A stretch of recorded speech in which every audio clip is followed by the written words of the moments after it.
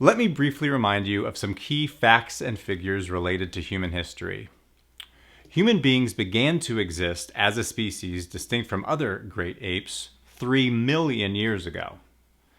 Until 5,000 years ago, our species existed as hunters and gatherers. So more than 99.8% of our evolution, how our bodies work and how our brains are wired, was determined by the hunter-gatherer existence.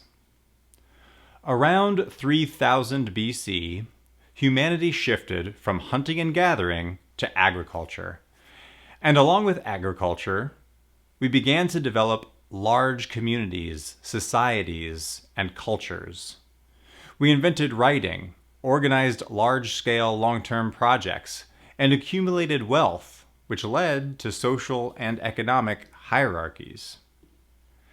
Until 275 years ago, all our social and cultural development was determined by the agricultural way of life.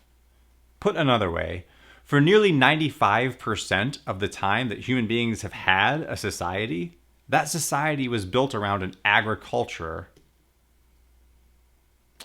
It wasn't until the year 1750, only 275 years ago, that the Industrial Revolution began.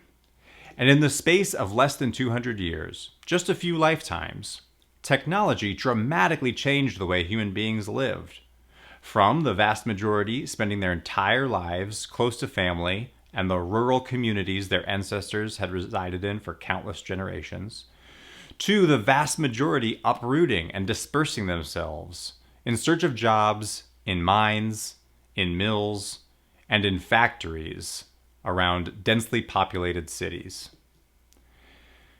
A few political revolutions and world wars later, in Western countries, the industrial age gave way to service and information-based economies, starting in 1945.